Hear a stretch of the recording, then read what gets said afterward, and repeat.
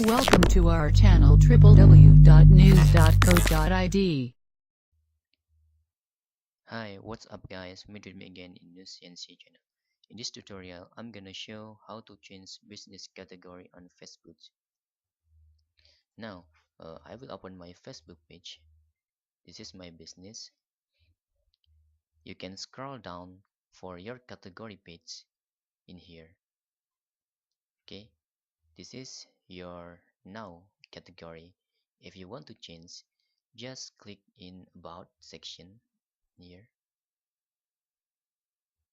I'm sorry. After you click About, go to your General section in here.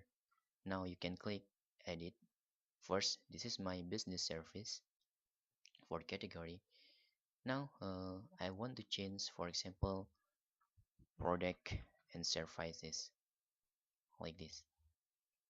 Now I will click Save.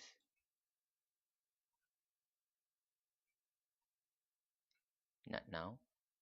Okay, you can see here my category page for business is changed to product or service.